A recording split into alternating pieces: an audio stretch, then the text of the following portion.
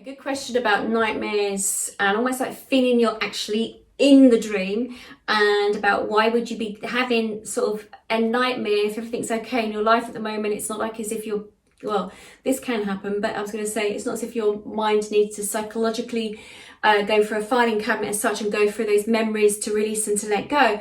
But okay, thank you very much. Okay, thank you. Okay, they're saying what I'm hearing right now is we are multi-dimensional beings, they just said.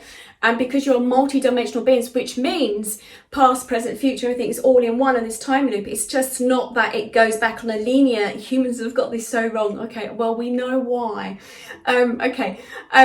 So where it's on a loop, that we also then can, thank you, have it as if it's playing out through something that could have been past, which again, the person who's asking me probably would want all the evidence. I don't have that to hand at this moment with you in particular, but okay, thank you. They just said with nightmares, yes, it can be a clearing of the old filing system, clearing out the old things that's going on psychologically within the brain and what's going on within the particular life. If you're going through upset or not upset, or when you're ready, when your brain feels ready, your mind feels ready to actually have a clear out because it feels in a safe environment to do this. Okay, that's one level. And then you've got another level where, okay, clearing out, okay, thank you. Clearing out where we've had past lives, for those who believe, I do, myself personally, where our souls have to clear out past things that have happened to us on this time loop. Okay, we're on a continuous time loop. So it could be things that it's releasing to let go. It could be a warning sign, depending on what came up.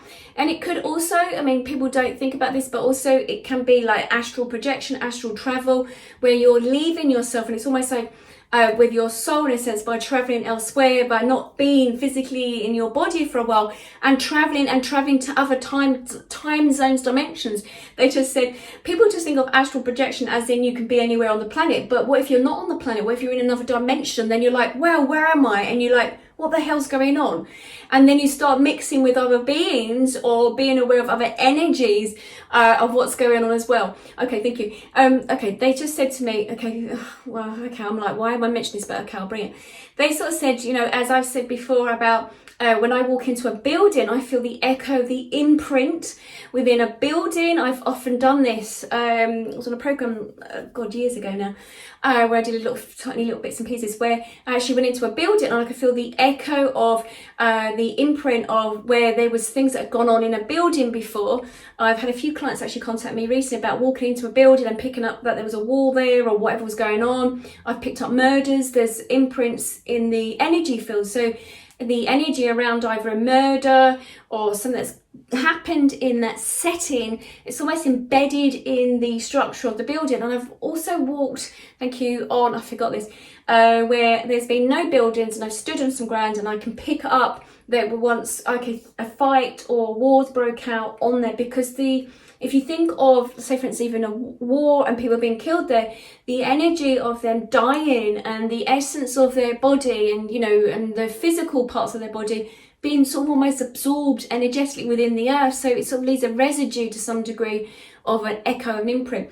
Now, for you, I'm not gonna, I feel for you that there's, I know that you are, I think you that just said, you're opening up, other ideas of other possibilities, and your mind is working hard in the sense of your expanding. Your mind is logically expanding, and so now it's like when you're encountering things, it's almost like trying to logically fit it into a certain place so you can understand it, so it, you know, helps us to feel that we know what's going on.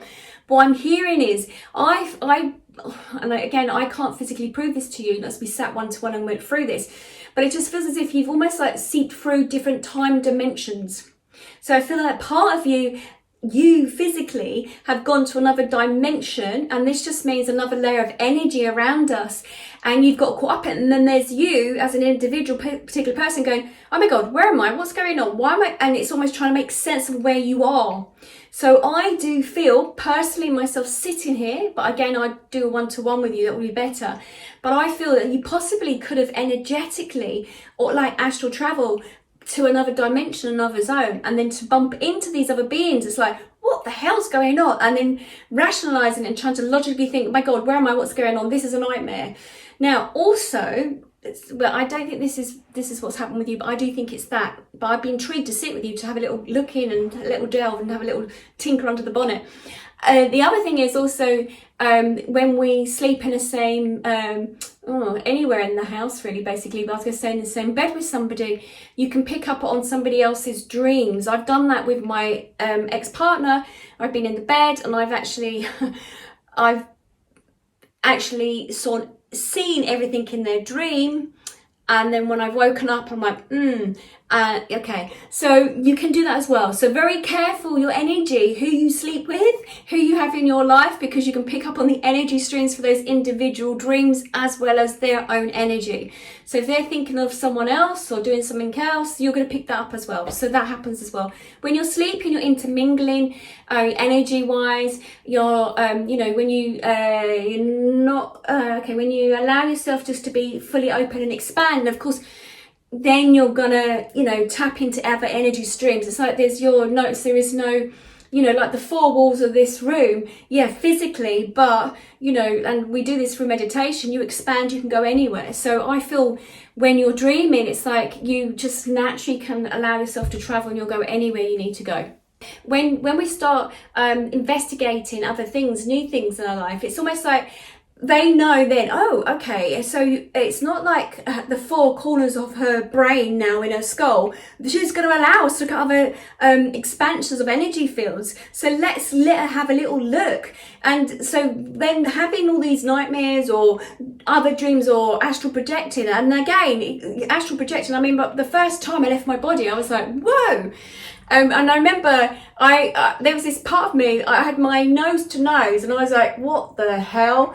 And then another time when I was on the ceiling looking down, and directly you become aware that, oh my God, that's my human self. You drop straight back down very quick. And it's about like it's like learning how to fly. It's sort of like your body starts raising and lifting off the ground, and you become consciously aware, and your body and your mind, split seconds, you shouldn't be doing this. What is happening? What's going on? No one told me that my physical self or my soul or part of my essence of myself could lift out of my body. You jump straight back into your body. And I remember this as a kid, always having these dreams about flying. And I thought, this is really weird. And the flying dreams, again, it's like, actually, I've travelled as an adult to parts of the world, and I'm like, this is like deja vu. I really remember this. And I was like, hang on, I remember this as a child, dreaming I was flying over this part of the building. Dreaming? I don't think so. It's different dimensions, different time zones. You're not restricted by a watch on your wrist saying, oh, this is the time, this is, whatever. So brilliant. When you start opening your mind to other possibilities, you allow it to pour in, and it's all safe, it's all okay. And you can just say, right, okay, I don't know if I want to have those nightmares, or I don't know if I want to travel tonight, thank you very much. Then you just hold yourself back and you say, no, thank you, I'm not going to do it. Okay?